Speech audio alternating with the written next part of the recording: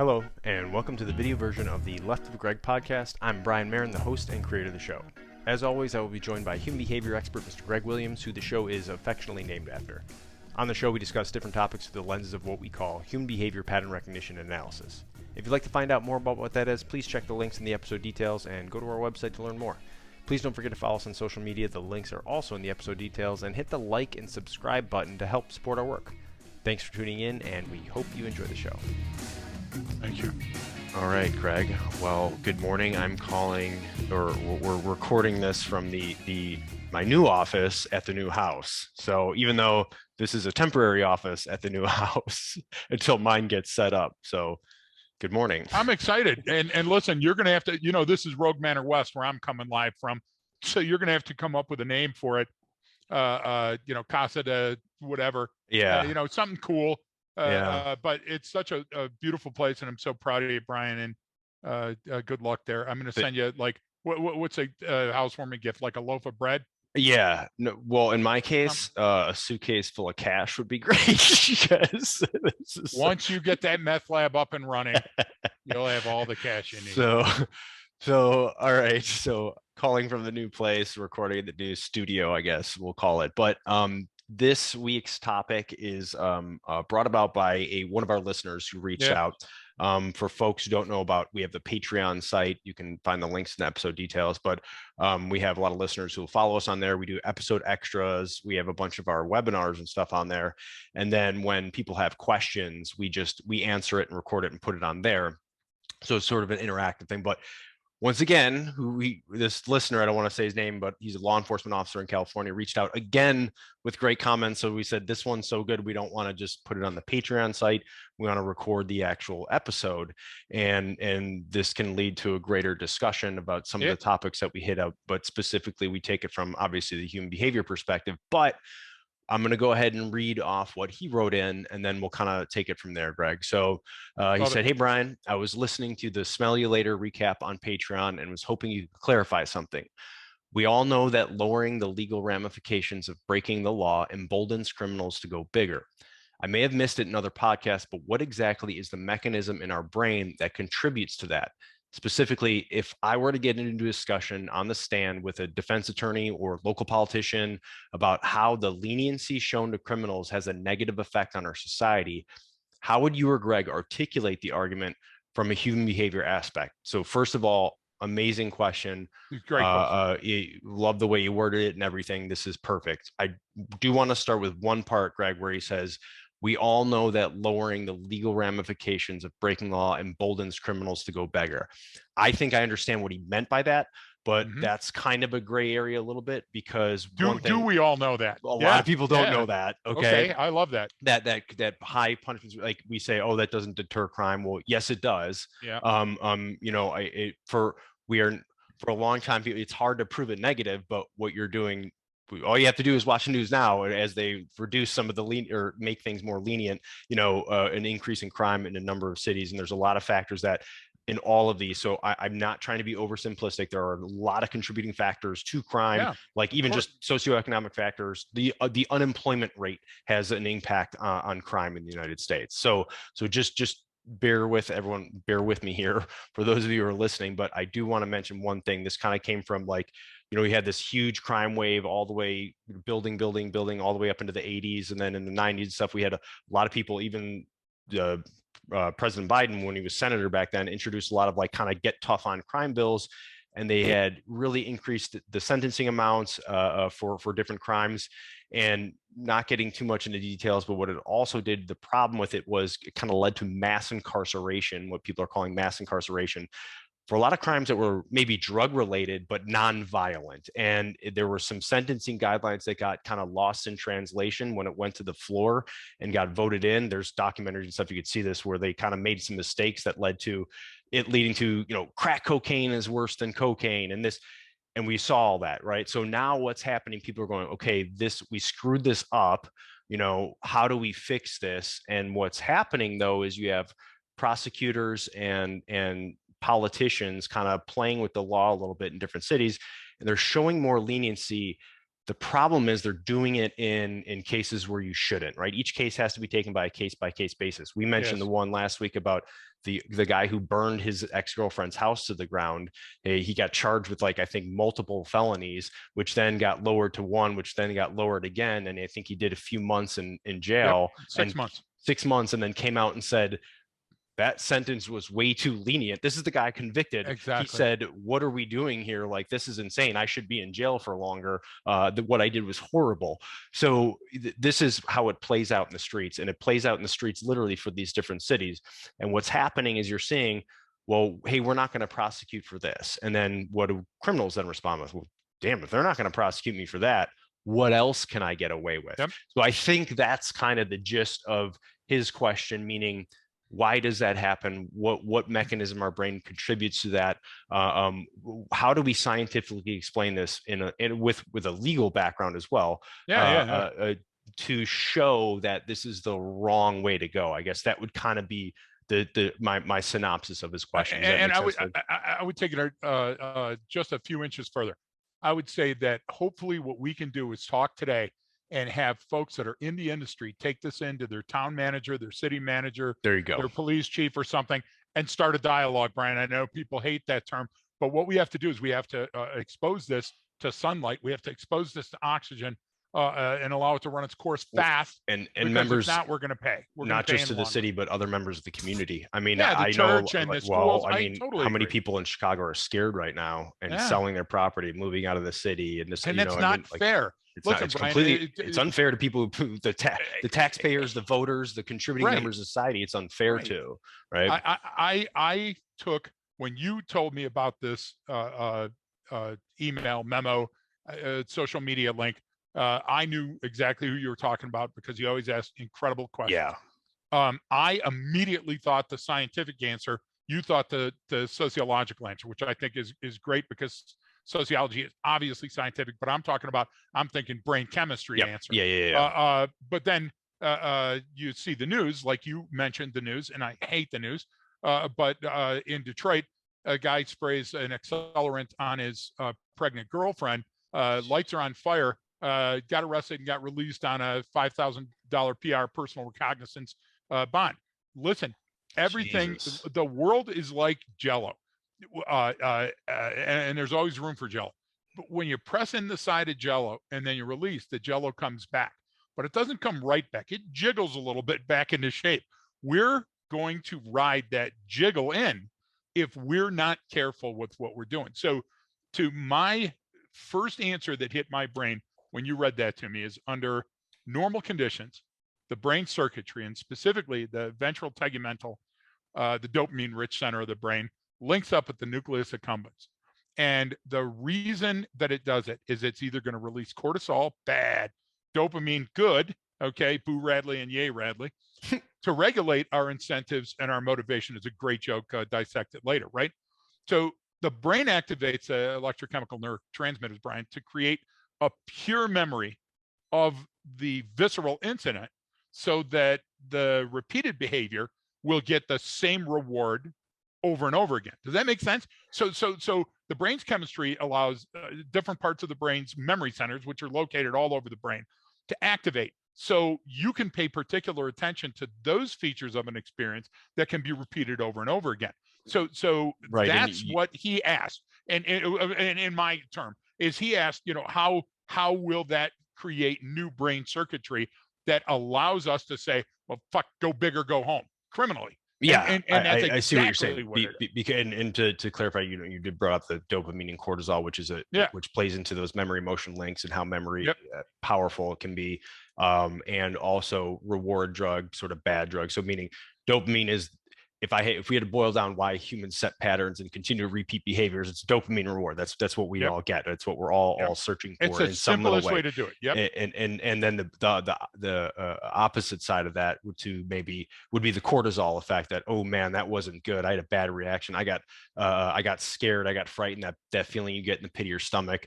You're like, that's kind of cortisol hitting, which also you're going to get adrenaline essential. and a whole bunch of other things that allow you in a survival situation. But I would say one is the good thing. Good good. Ooh, repeat this. Well, the other one is, ooh, that's a bad thing. Don't do that. That's what we Yep. play with that all the time because that's how humans learn and how memory is stored. So I just want to clarify Yep. because you did bring them both up. No. That's kind of, And yeah. I love what you did. And so if somebody would ask me the question, what's the difference between a pattern and a habit? Because that's, again, the second part of this question is this going to go away when the lawlessness goes away? And the answer is not really, because like a tremor, we're going to have aftershocks. So the difference simply between a pattern and a habit in this situation is the repetition. Patterns form almost immediately because they're less caloric interventions to a problem. But a habit takes time. Whether it's a good habit or a bad habit, the longer you repeat that behavior, your brain starts picking up on the idea saying, I will get a cortisol dopamine release if I repeat this behavior, right? And so it starts forming how you live the rest of your life. So where a pattern is, I drive to work and the conundrum might be, hey, there's construction today. You get what I'm trying to say? A habit wouldn't let you get past that. You'd be at the construction zone. You'd get out of the car. You'd lay down on the ground and go, I'm done.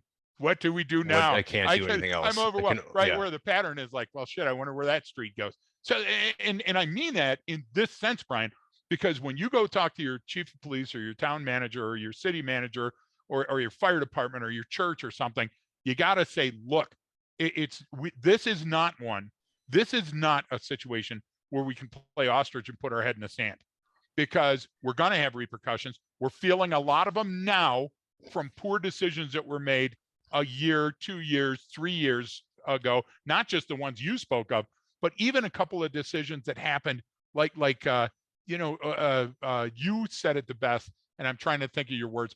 Do you remember when the defund, refund, police, this and that? Yeah. Police are such a small part, but it's a visible part. Yes. Because they have to get in front of us on things that we never know that happens. And that's why we talk about doing a ride along in your jurisdiction. If you don't go to your jurisdiction and do a ride along, you don't know the kind of crazy goofball antics that are going on in your own backyard. Yeah. You get what I'm saying? Right down the street from you. Yeah.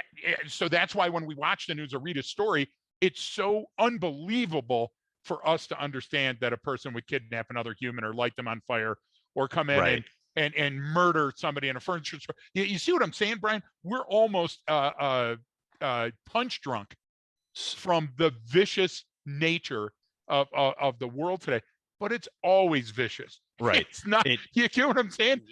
It's dog eat dog, and I'm wearing milk bone underwear today, Brian. Well, and it's always trended towards crime going, well, since it peaked in the late 1980s, early 90s, crime, like for an example, is gone down since then.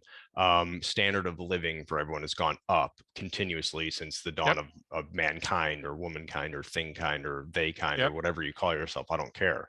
Right. But the idea is, this, because of COVID and a bunch of other factors, it kind of shook things a little bit where we started all of a sudden paying attention to things we didn't know were going on. But that's the key point, is just because it's new to you doesn't mean it hasn't been going on this whole time. And whose quote is that? It's Charlie Manson, right? If it's new, what is I it? haven't seen it. It's new to me. So there's one thing I kind of want to start with almost with this question, because he's talking about, he wants to get to the mechanism in our brain that contributes to this. So I would say big picture about understanding boundaries. So you always say it, first I learn my boundaries, then I test my boundaries, then I push my boundaries. And that's, let's go back to a little kid. I'm a little kid getting yelled at by mom, and she's going, Brian, and I don't respond. Brian, she's yelling. Now I'm still not responding, still not listening, right? And then it comes to Brian John Marin, get your butt over here right now, because I know what's coming after that is going to be repercussions. So that's me as a child learning and then testing my boundaries, right? And she set an important standard, didn't she? And then I had known from the previous event, the last time but my full name came out, I got caught a whooping after that. Well, I want to avoid that, but I'll push all the way up to there. Well, that's not unlike, criminals, terrorists, insurgents, anyone outside of that norm, right, is going to push their boundaries. So in a sense, and this is, people teach you how they want to be treated, and you teach people how you want to be treated, right? So this is when it comes into this boundary. So if I put myself in the mind of a criminal, well, first I'm going to learn, and damn, like I got arrested for that, or I got locked up for a while for that, man, that sucked. I don't want to do that again. But if we start to lower that stuff, it's, well, wait a minute. I'm going to test it a little bit. And okay, you know what? I tested it. I burnt my ex-girlfriend's house down and I only did a couple months. Well, what's the next thing in that learn test? Exactly. Then it's push. Okay. So if I'm one of those people, if I'm the type of person that doesn't respect boundaries, right? Well, then I'm going to Yep. push that boundary and it's Yep. going to continue to happen. If there's nothing pushing back against it, right, then it's going to continue. Does So, that so kind of you make sense? So no, and you just created an all important standard on one half of the coin. So I'll fill in the other half of the coin, because for every internal skill, there's an external. For every yin, there's a yang. So inside of our brain, the amygdala is the center of our motivation and our reward, right? So risk tolerances all also linked to our prefrontal cortex and our amygdala. What does that mean? That means the stuff that we'll put up within our environment before we fight back. Also seeking out things. Remember, I'm much more likely to take a risk without appreciating the long-term consequences when I get immediate gratification. That's why people have such a hard time quitting smoking, Brian. You right. know, I don't want to think what's going to happen in 25 years, because right now it feels so good. They have that 1,000-pound life on there. I'm a contestant for the next showing, but they have that poor woman that's on there that she's vaping and she's engaging in all this high risk behavior, right? Why? Because she thinks it's Ragnarok. She thinks it's the apocalypse, the end of the world. She thinks that she's got nothing that's worth living for. So here we are 2 years into COVID. There's relaxed standards at grooming and working from home, and Yep. a 6-foot rule, and wearing a mask are rigid standards we never had to deal with. So up is down, right is wrong, cats sleeping with dogs, and all of a sudden the amygdala is going to you, hey, listen, I'd like to reach out and have some fun, but I can't go to the gosh damn. Sorry, that's the alarm. Every time I use amygdala, it counts. I can't go to the You hit your limit for movies or today. a restaurant. Yeah, exactly. I can't go to the movies or a restaurant or these places, Brian, that I wanted to. The mall when there were malls, right? So I have to find something that's going to fill my emotionally charged need for fun, and sometimes that's going to be bad stuff. I would ask you to remember. It's probably almost 18 months ago now. The kids that stole a car and pulled up to the police and were doing the whole shots and pulled up to the window and go, hey, we stole the car, because they thought the cops wouldn't be able to chase them or arrest them. That was a Yeah. long time ago. Why? Because teenagers and young adults learn differently. Right. They learn by coming out and experimenting. They got to go fall through the ice to figure the ice is thin. But what we're talking about now is we have adults that are thrust into a situation that seemingly never ends. And some of those that are on the cusp of mental illness have been killing their family annihilators, killing themselves, doing violent acts. But what about the criminal on? What about they're not brain challenged and they're not set in their ways and set financially, you know what I'm saying, for the rest of their life, or whatever you want to call that, the medication kicking in. But you're in this bandwidth where you've done a crime like shoplifting before. And now all of a sudden you go, I don't even have to worry about shoplifting. I can pull my car into the 7-Eleven lobby, load it up, and drive out the other way, because the cops aren't going to chase me and the prosecutor's not going to keep me in jail. What happens, Brian, is you created a surrealistic, not just unrealistic, but a surrealistic, gosh damn fantasy world. Do you see what I'm trying to say? Like Willy Wonka. Think about Willy Wonka for a minute. You remember the Willy? I haven't seen a new Willy, but you remember the old Willy Wonka where all of a sudden they press the schnozberries, tastes like schnozberries. Yeah. And the door opens up and they go in, and it's a chocolate river, and Augustus Gloop is going to jump in, and everything is edible. Everything in that environment you should test. Roald Dahl, when he wrote that, was teaching us how adolescents have to get kicked out of the womb Yes. and the nest, or they're never going to learn, right? That's what he meant by that. But now we've got an environment where an assistant district attorney, a sitting judge, is doing shit that you've never seen before in your life. And you're thinking, well, maybe this is okay. But you know what? Brian, what goes up? Speeding on the roads. And somebody's Well, going to answer that speeding on the roads went up because there was less people on the roads. That's part of the answer. But what's the other answer? If there's less people, there's less cops. Let's see what happens next. You well, see what I'm saying? yeah. So one of the things you're hitting on is very, very COVID related, right? The Yes, second sir. and third order effects of this. And I got perfect examples. I had a buddy when I was in the military, and he'd kind of hurt his foot, but then it felt better, and so he was running and he felt fine.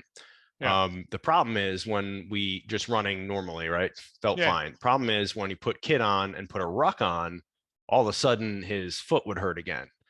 So what had happened was he had a hairline fracture that was small enough to where he ran. He was totally fine. His body could handle that pounding, even, but as soon as that weight went on it, all of a sudden that fracture started to get a lot worse. Right. And that's part of what we're seeing right now. The stress fractures were there, but Yep. all of a sudden we have these different restrictions. We have Yep. these things are affecting us mentally far more than people are giving it credit for. We've been saying Yep. that since day one, right? So what are we To seeing? those that would listen, you're exactly right. An increase in just general speeding tickets, an Yep. increase in drinking and drug overdoses, Exactly. and in teenagers too. All of those numbers are coming out now for the last year and the year before that, and it's a massive increase. Why? Because that's called stress. That's mental stress. You're exactly right. We have that stress fracture there. It's just no one's ever put this much weight on it before. Okay, So highly charged political environment, yep. a global supply chain issues, a global pandemic.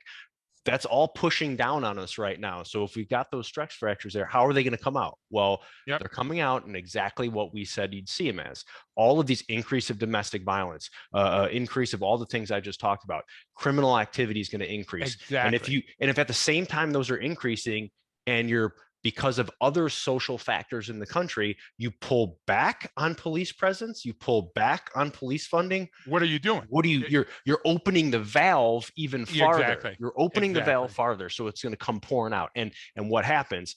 The unfortunate thing is that it's got to hit something catastrophic has to happen. And Oh, then of what do we course it do? does. We do the pendulum swing in the other direction. So And we're you're headed onto towards something. that. Yeah, we are, and you're onto something. But I want to use your buddy's analogy, and I want to say a couple of things too. Reading every day that the Russians are going to invade Ukraine, that the Yeah. Chinese are on our border, that Yeah. they're firing missiles over the. That doesn't do anything for us, Brian. That just whether it's true or not, it doesn't matter. What's happening Right. is this instant barrage of information is creating a catalyst for more stress. We're sleeping less. That is not good. We're eating high I can't think of the name of the contact because of the drugs I'm on right now, Yeah. folks. But the food is bad for you, and you're eating more of it. Okay, so what I'm going to tell you is all of those things are a function that were exacerbated by COVID. They weren't brought to us by COVID. They Right. were exacerbated. Part two. Okay, your buddy's stress fracture. When it hurt, that's the brain sounding an alarm. The cortical brain structures. Mm-hmm. Okay, they send an amygdalic warning. Okay, that's the brain. Danger warning, Will Robinson. Don't do this behavior. Brian, you remember when we were in Seattle and that fire alarm went off in the hotel on that horrible Yeah. stormy night? Yeah. And you and I You and never... Shelly were the only ones outside.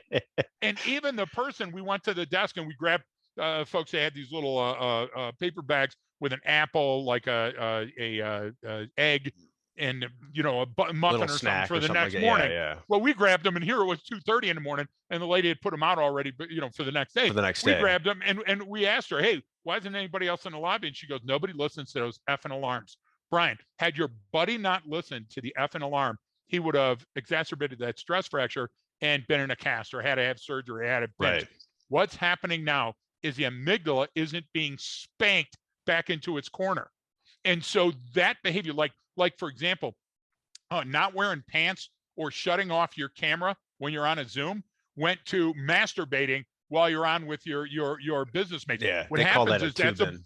the tubing. and he had his tube in the Zoom. He should have pulled it back out. The idea was, though, Brian, you said it, the boundaries. Okay, listen, humans learn by taking risks, taking chances, and that's why our brains are highly adaptive. And what all of a sudden happens is that impulsive nature that's going on right now. Listen, a guy got a shot a cop and got bonded out. Okay, what? And Well, that's so foreign to how things normally go that we're willing to go back to that fantasy reaction. And fantasy reactions can't last for long. And You see what I'm saying?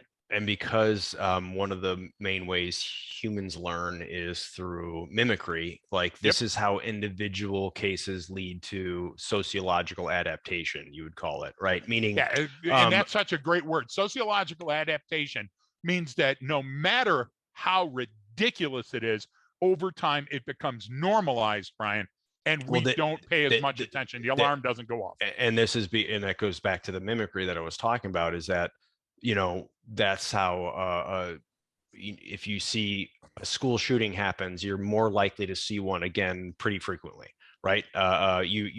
Humans mimic each other, even something they see on TV or on the news or hear about online, right? And if I already have those stress factors there, if I already have things that I'm dealing with, and I see, Yeah. oh, you did it. This is why, like, you can have if you have a well-known person in a city or a community and they commit suicide, you're gonna have an increase in suicides in Right. that If area they can't immediately take it, who following. can? Right. Because Right. exactly, it's like, well, hey, if Greg can't take it and he's my hero, well, I got no chance. I'm checking out. And Right. so I kind of want to steer it towards, I guess I'll, if you're willing to, Greg, I can depose you or put you as Yeah. if Yeah. Let's you get were some. speaking to a defense attorney or local politician about how this leniency, is shown as a negative effect on our society.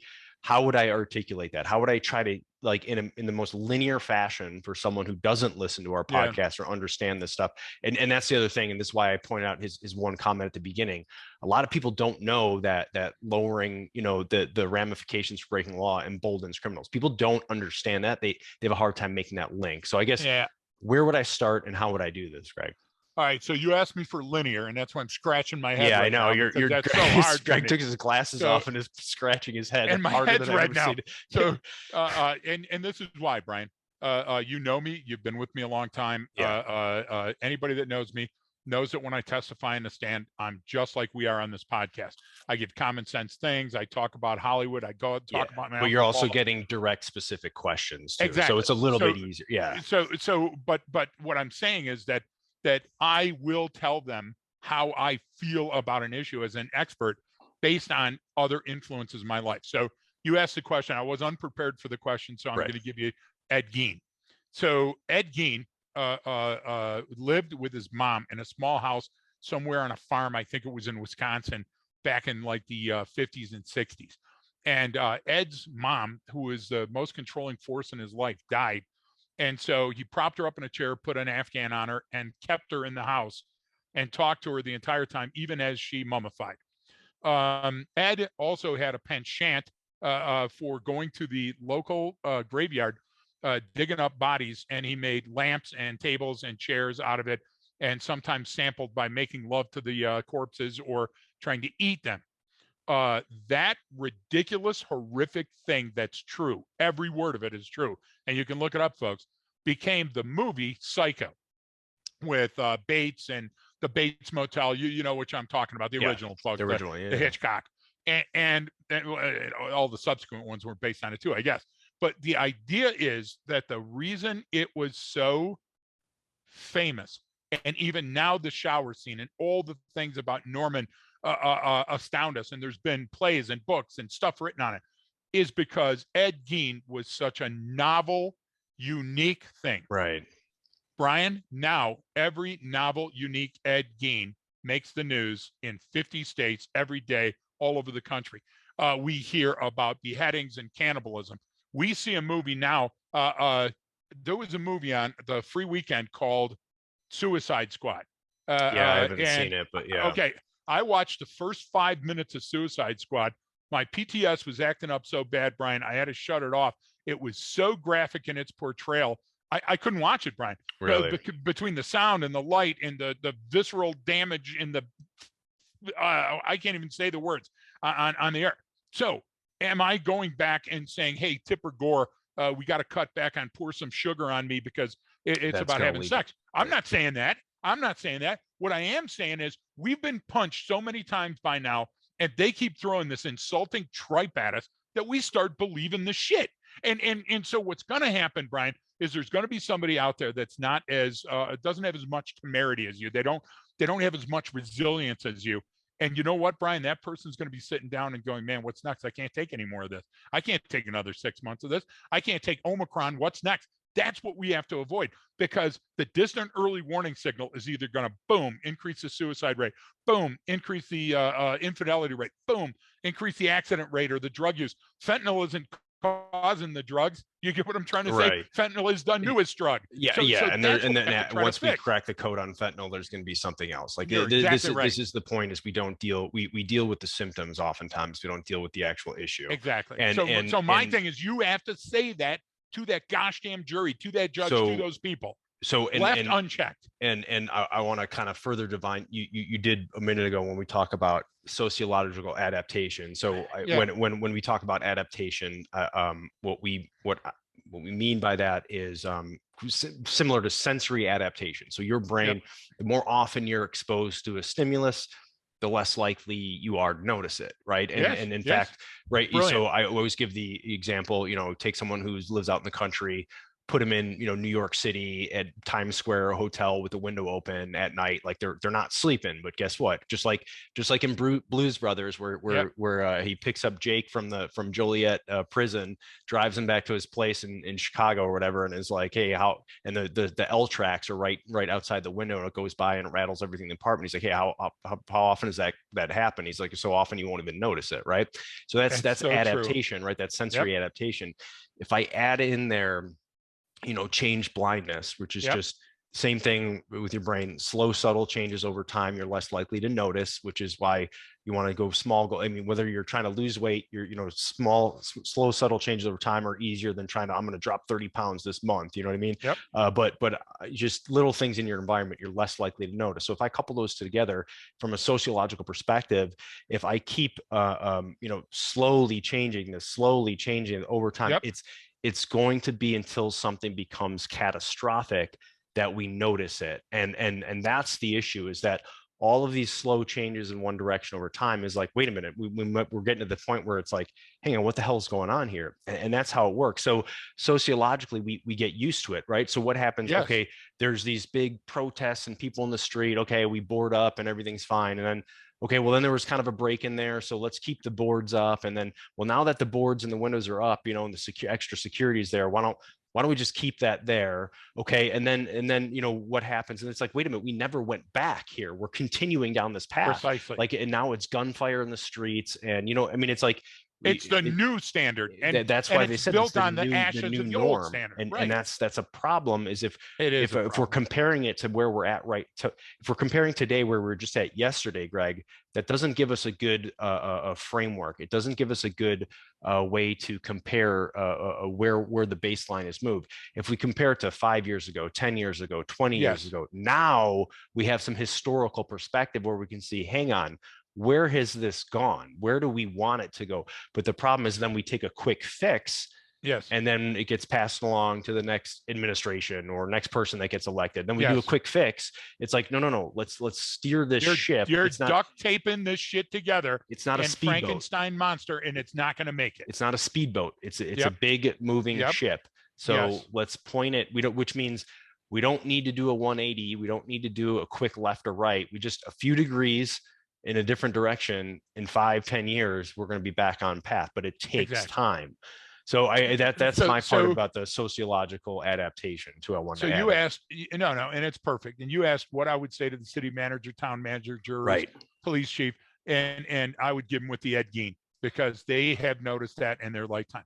But if you want a more linear, more scientific, less Greg answer, once the exploration and innovation start, which every brain learns through that testing process, consequences are there to keep us in line. Consequences. I do too much of this, I die. Right. I do too little of this, I die. Okay. So what we've done essentially is removed consequences. And you're saying, well, no, we haven't. Yes, we have.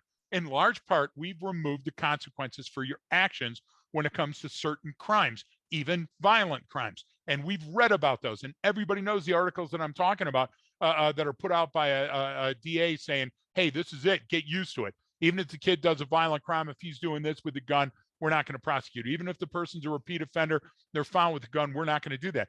Listen, if you're a cop out there, you've had to learn by skin in your knees to deal with this in the environment. Those are consequences, Brian. Yeah. The rest of us don't have those consequences. We have a little bowel irritability. It's inconvenient. Inconvenience, not a consequence, right? So what happens is we can easily overcome those speed bumps in our daily routine. Wearing a mask is inconvenient. It's not a consequence. Getting a inoculation and getting a booster shot, we do that for other shit anyway. Do you understand what I'm trying to say? But now all of a sudden, let's talk consequences. Because our diets have changed over the years, slowly and steadily, There's more young kids with diabetes than there ever has been Yeah. before. Even kids that are in generally good health have diabetes. Why? Because consequences are meant to keep us in line. And we didn't listen to what? The alarm that was sounding. That's why I brought up the fire alarm. That's why I brought up your buddy's stress fracture. These are sirens howling at us from a rocky shoreline, trying to get us to pull the ship in and crash. And if we don't, it left unchecked, it's going to get worse than it is today. No, and we know that. And one way to do that is you can map that out linearly. Literally, you could make a graph on, crime rates, or this crime rate or that crime rate, or stick to one specific and just do a trend line. That's what people always say. One of the big things a lot of people ask about. We just had a recent phone call too last week with a friend out on the East Coast, where it's like, well, where's the line? How do I know? Like, when do I call? When do I get the help? And I always tell you, right, get the yellow pad out, right? And write down over time the behavior you witnessed or things you've seen. And it's simple. Is that increasing in seriousness, or increasing in aggressiveness, or increasing in consequences, or is it decreasing? Or is it staying the same? Because like there's some people that are always the Eeyore, everything's bad. You know what I mean? Always, always, no matter what it is. Then that's fine. That's who they are. That's their personality. But if it's getting worse and now they're making threats, now that's different. That's increasing, right? So, and your analogy of consequences, I think the weight one is great. Losing and gaining weight, right? Yep. Look, there's consequences for that. But here's the thing, Greg, if I start eating more calories than I'm burning today, and I start doing that, well, the consequences might take me a while to see, right? If it's only a little bit over what I need, if it's only a few junk items now and then, it may take years before I see those consequences. But same thing, get back on track, right? If I'm trying to lose weight or get into shape, I only need to do a little bit every day. But if I do it every day for years or months or years, I'm going to have serious returns on that. So I like the consequences one, and using that as an analogy, and showing that it kind of takes that over time, I guess. So Brian, the idea behind weight loss and weight gain, starvation diet is going to have repercussions, consequences. Slow, steady change over time is the way that humans have evolved and will continue to evolve. So what you're saying, I would argue that the opposite is true. Yes. The 2022 brain, they're experimenting with their surroundings, Brian. They're finding the new operational range for peak performance. So suicide by cop has always been an issue. Yes. But now you have cops getting gunned down for little or no reason. They make a traffic stop, the person guns down a cop. We just had it last night in Houston. There was another New York cop shot over the weekend. And a couple of days ago, a New York copper was killed and one injured. And at that time, that was number 5 and 6 shootings since January 1st of a cop. Okay. So we're trying to outpace previous goals. Why? Because we've taken 2.5 years of saying cops are shit. Listen, don't get me wrong what I'm trying to say. What I'm trying to say is, if every single day we had messages on the news that said McDonald's food is going to kill you. McDonald's food is high in salt. It's high in calories. If you eat McDonald's, it's going to kill you. Remember that gosh damn movie that came out with the guy? I don't remember the title. Yeah, Super Size Me. Okay. If we kept that up and McDonald's didn't sue the shit out of everybody and they turned that into a comedy, then Brian, people would stop going to McDonald's and there would be consequences. You see what I'm trying to say? So what happened is, all of a sudden, instead of McDonald's losing money at the gate, what happened is cops, you know who said something great? Eric Garner's mom, because I read everything, Brian. Yeah. Eric Garner's mom said, "We're not against cops. We're against bad cops." That's brilliant. I'm with you in the corner. But everybody didn't go that way. What happened is the pendulum swung, and the people that just like priests and the abuse and stuff, what happened is we lost faith there just for a minute. Somebody blinked. And when somebody blinks, Brian, that guy in the street, he needed no other push other than that blink to shoot a cop. You see where I'm going? Okay, because once we devalue that profession, those personnel, it's hard to unring that bell. So it's going to take months for us to get that back, maybe years. And sadly, the police officers are going to be in the squeeze play. They're the ones that are going to be feeling it. Does that make sense to you? No, yeah, and it's like you said, it comes down to whether that's personal consequences, societal Yep. consequences, whatever Yes. those consequences are. It has to be there. And the other problem is, you're trying to make policy or law, I guess more so policy, but you're trying to make policy that's going to widely encompass a broad Yes. range of topics versus taking them each individually on the merits of the case, which is what it Yes. should be. Are there Yes. some people that get wrapped up into something? It's their first time doing something, they're young enough that they should be given a second chance? Absolutely, Right. 100%. But you can't apply the same standard to that individual that you apply for the repeat serial criminal offender who's continuously shown any contempt for authority whatsoever. Those are two different people. Yes. And this is the problem, is when we look at it as a group rather than a group of individual people based on the individual merits. There's no better way than what you just brought up, is like, okay, well, that guy's a bad cop, all cops are bad. It's like, that's the dumbest. There's no logic there. There's literally no But it logic. happens every day. But here's the thing: how many bad Right. doctors are there? Yep. In doctors themselves. You know why your medical malpractice insurance is so much? Because there's shitty doctors that are hacking Yes. people up and killing people. So if you took the time to get rid of them, so other people like me who don't know shit about medicine don't have to learn things the hard way, well, guess what? We'd all be better for it, and you'd have lower rates. But we're not Exactly doing that. right. But go back to the auto industry in Detroit, okay? Yeah. The auto industry in Detroit, when they have a problem with the car, they issued a what? A recall. Any car that was built between this time and day. Cars. Yep. Yeah. That's a law, okay. though. So yeah, and so you can do that with society. Yes. You can do a do-over. But what you can't do is you can't let a loud mob in the street dictate.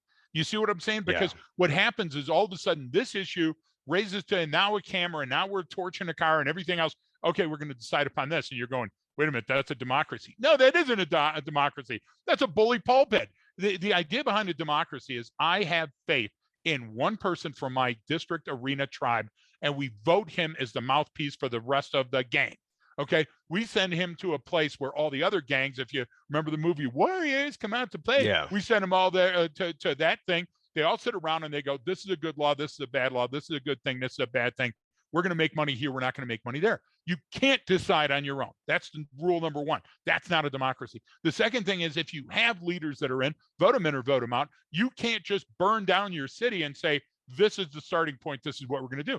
That's called a revolution, of course. But how did those revolutions end, Brian? There was a lot of violence over a protracted period of time, and we're still trying to get that pendulum to swing in a normal way, right?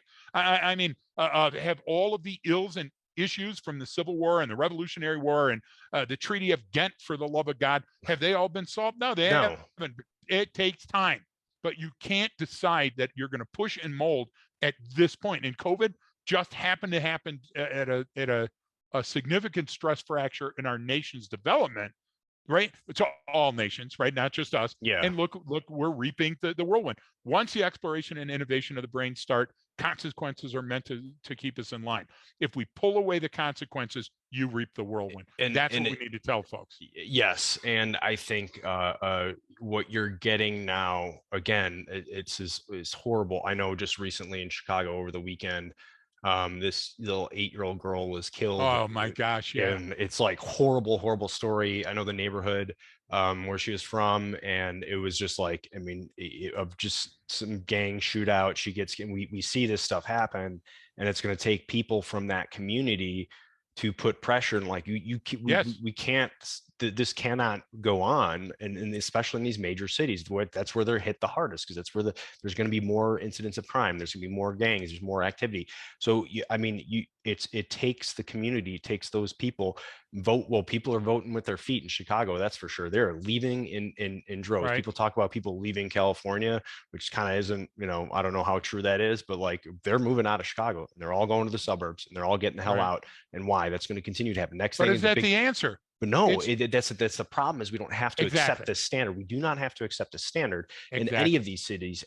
But it takes that community involvement to create. There's a lot of noise out there, but at the local level, you can affect change much easier than some federal, mandate or something, right? You're exactly right. You can do it at a local level by talking to the people and going, look, this is the problem, this is what we're going to see, and we're not going to stand for it.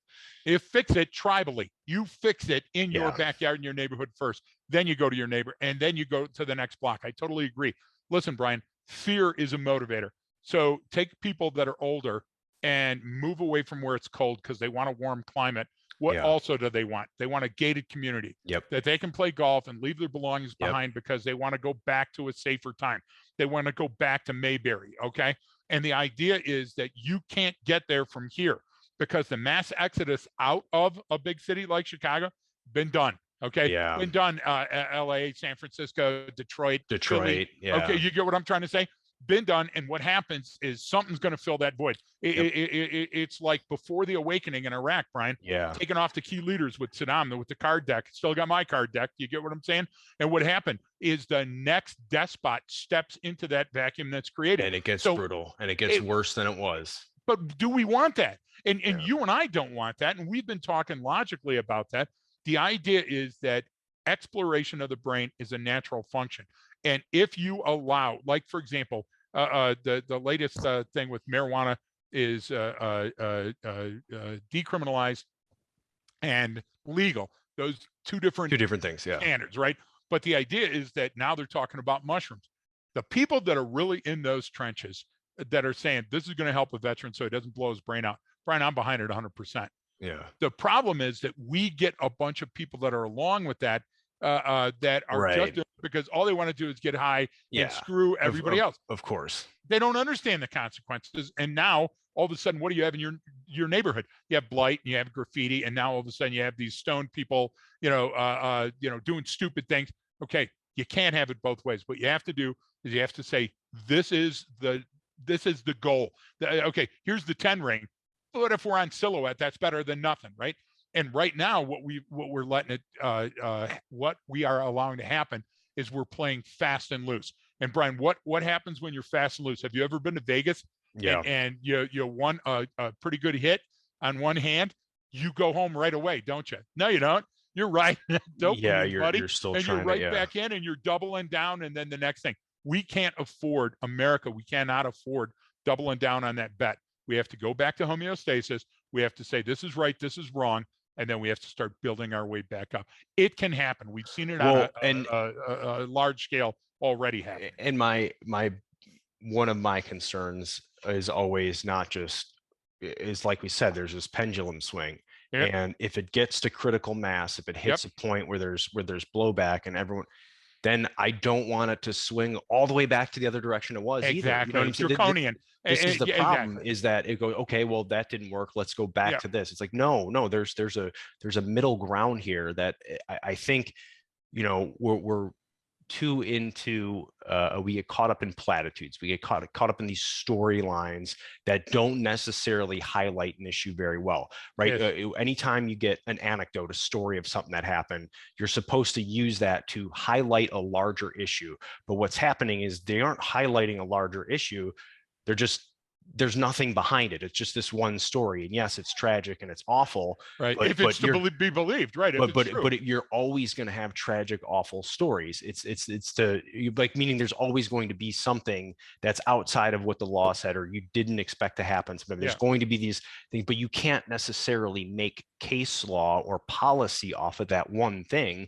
You have to make it off of what's actually happening. Right. You have to have some sort of data to support your claim, and just look at the best thing the FBI does is all of their detailed crime reporting analysis. Of course.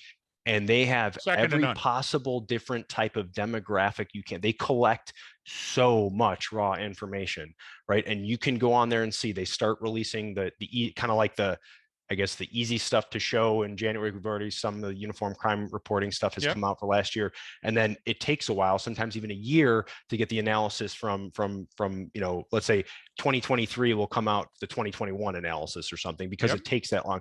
But you can already show the trend lines. You can show where things have increased and decreased. And it's there. It's just look at it, just read it and go, look, this is the line. And if I'm drawing a graph, it's going up.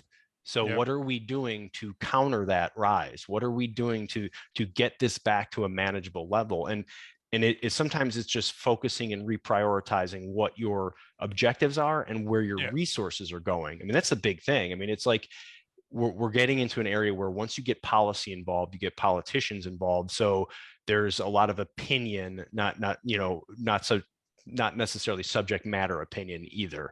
So it's So let's important that quote. Yeah, no, it can get a little convoluted.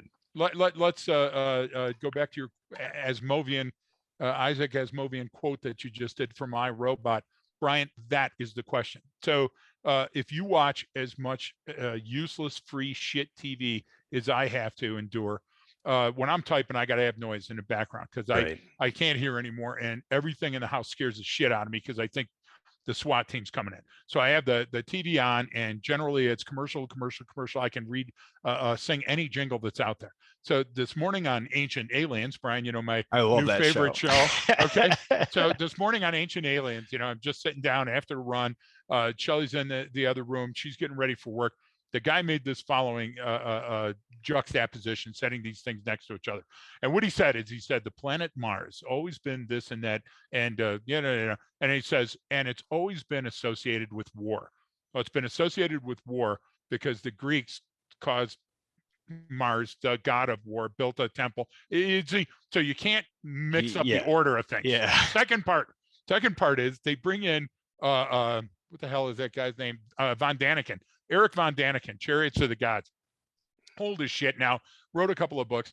Eric Von Daniken sees two rocks in a field Yeah. and says that's supposed to be Saturn, that's supposed to be Mars, and the distance between those two rocks is exactly the distance between the pyramids of Giza. It's horse shit. You can't just keep throwing shit together. Wait, one more. So they came and said, the Greys. I didn't know the Greys. Well, the Greys are part of the UFO little creatures. There's Greys and there's Blues and there's Big Heads, and they've got names for every one of them.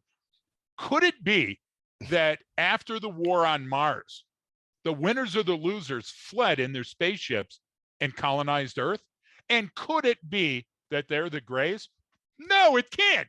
My fucking potato in my cooler in the fridge isn't speaking to me. Where do they get that logic? That's what we're dealing with, Brian. So that show, I think, is a great example of how human emotion and policy, like specifically politicians, get involved in this stuff. Because what I love about that show, the reason why I love it is they'll go back to some historical event and they'll get some subject matter expert, Professor, PhD at some well-known university who's been teaching about this event for the 30 years of his life and read a book on or his or her life, right? And they'll go on there and they'll go, well, here, and they'll just explain, they'll go, well, here's what we know happened and here's why, right? We can take a look at these readings of these rocks and show this. And we knew this happened then because that coincided with other evidence we found. And they'll lay it out and it's amazing. It's beautiful, right? So they'll take 15 minutes or whatever to do that or 10 minutes.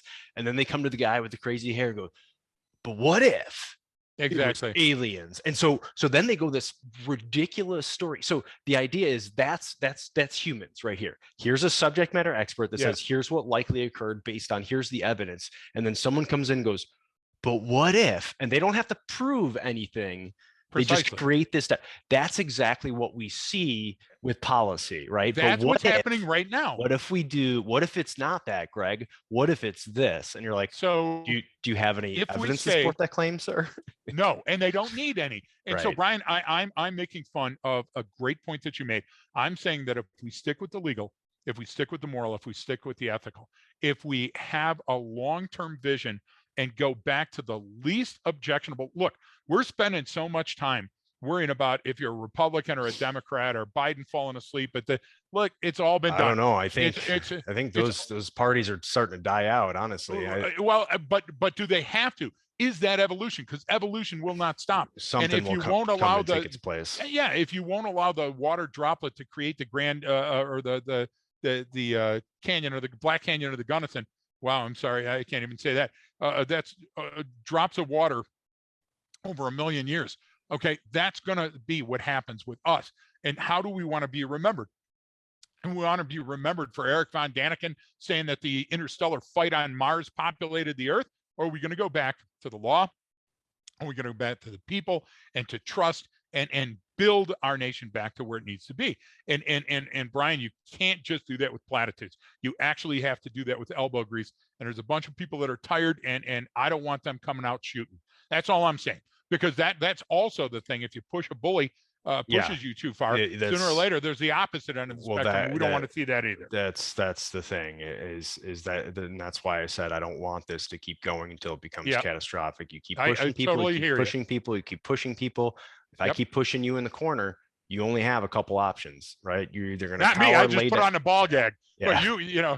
most people would fight back at that point, I think. You either lay down and take it, Yeah, or that's you me. you're gonna fight back, Yep. and it's gonna come out much worse. I mean, you Yep. can't do this. And I again, I think these things need to be taken at the lowest level possible at a I local absolutely level, agree. and they need to be decided on the merits of the case. I mean, this is absolutely insane when someone who's convicted of a crime comes out and says, hey, this was too lenient of a Yep. sentencing. I don't know what a better red flag, as people would You call it, got would it. be. I don't know Range what a flag. better indicator would be, that there's something catastrophically wrong, but that would definitely be it, to Spot on, me. buddy. Spot So on. yeah, I think we covered a lot in this episode, and it was a little bit. We try to keep it linear, but the idea, especially for the listener, ask the questions about how to explain this stuff. That's why we tell a story and take it from a different perspective. I have to say, explain to you a concept like losing weight or gaining weight or consequences to my body from a poor diet, right?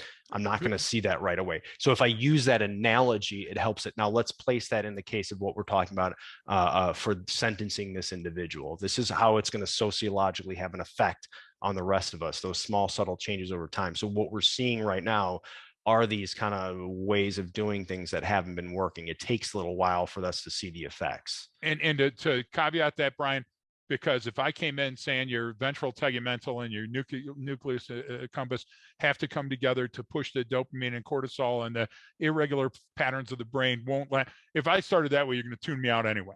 So that's the real answer that America needs to know.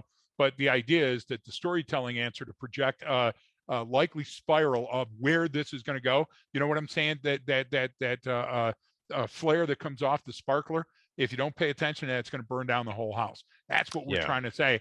And that your brain learns. Your brain learns over time. And 18 months to 2 years has been significant time. It's learned to take advantage of a situation. Yeah.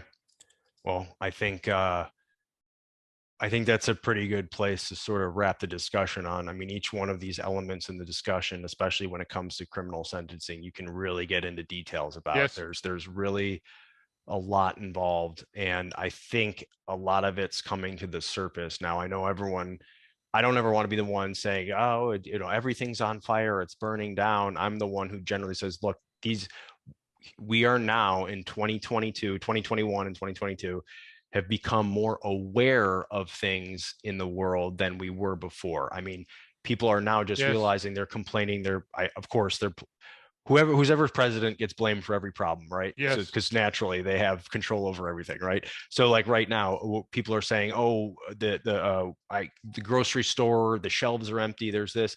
We're just seeing how the global supply chain works, and when there's stress fractures on it, what that happens. We're just learning about this right now. We didn't know that. We just always had an endless supply of whatever Exactly. we wanted. Same thing with these different criminal cases and how we're handling this stuff at a local level. Well, guess what? It's starting to take its toll. And people were saying it took a defund the police movement to show people that, holy shit, wow, these guys and girls must really be doing something, because crime skyrocketed. We don't want to live in the city anymore. It's like, no kidding. You didn't know. You didn't understand Yes. what was going on. And that's on you. And guess what? Now you paid for it. Now we have higher taxes. Now we have Yep. more inflation. Now we have, And it's going to take time to come back to we're normal. You're paying right. for our own ignorance on these Yes. different issues, and that's Yes. what this is to me. It's oh, you're just learning about this. Welcome to the party. Come on in. Water's warm, Precisely. beer's cold. All right, we've been dealing with this stuff for a long time. Hey, thanks for just now tuning in. Okay, but guess what? These things have, and you know what? Long before any of us were born, people were dealing with these issues. Yep. So I mean, I think we're just getting to this awareness portion at scale, honestly. No, I think you're so, exactly right. so Remember, history, when we don't pay attention to it, comes back and pokes us in the eye.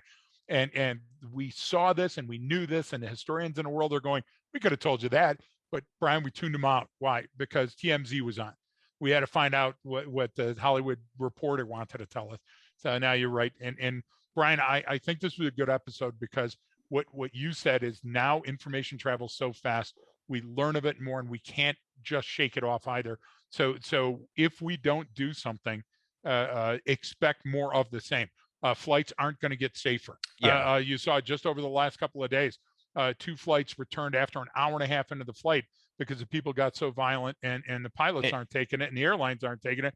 That's one facet of this huge diamond that we're forming because of all this pressure. And that's the thing too, right? Because of how we're wired to think everything is so important, it's happening so much, is when you hear these stories, you have to go, well, is this really a trend, or is this Right. just something that's topical right now? So the airline thing is perfect, because that was my first reaction to, you see the videos of the people getting, which we knew would happen because of Yep. masks and different mandates and stuff, right? We said, okay, is this really a problem, or is it just making the news now? And then sure enough, you go look at the numbers and you're like, holy crap, the Yep. amount of things that have happened in there has doubled over the last year. I mean, that is a problem. 155 Yeah. so far this year.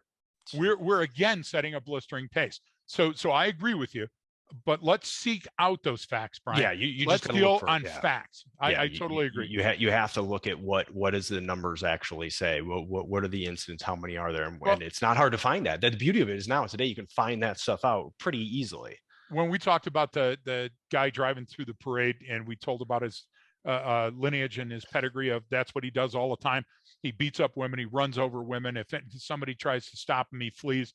And we said that had nothing to do with the terrorist incident, had nothing to do with what was going around globally. It had to do with the local bad guy, and this Yeah. is how he responded to everything. And that's why that story's gone away. As many of those people, and I'm so sorry for your loss, and so sorry for that city, because it'll come up every year on a thing. But we got hate mail that said, "Oh, you guys are just looking the other way. You're not playing with the fact." No. This was no. As a matter of fact, we were a little boring because we told you this isn't the incident to go out and burn down your village over, and we were right again. And we were right on the airlines. And I'm not saying we're always right, Brian, but I'll tell you, comm heads using truth and facts and science, I'll always follow them, Brian. I always will. And if you come up and we're wrong, then guess what? I'll change my opinion. That's Yeah, a scientific way. show us. Honestly, just send me That's it. something. We sometimes get people that will say, hey, well, you were a little off on this part, and we'll correct it. That's fine. You got it.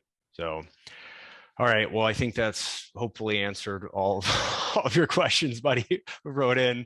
That was Yeah, I'm sorry we long didn't way give you a through it. one-liner. No, but I think there's enough there to work with. So, I think so. So thanks everyone for tuning in. Don't forget to check out the episode details, the Patreon site. Get a hold of us, letswithgreg@gmail.com. We'd love to answer any questions or discuss anything through the lens of human behavior, pattern recognition, and analysis. So thank you so much. And thanks to our Patreon listeners who do support the show. We appreciate you for doing that. And don't forget, everyone, that training changes behavior.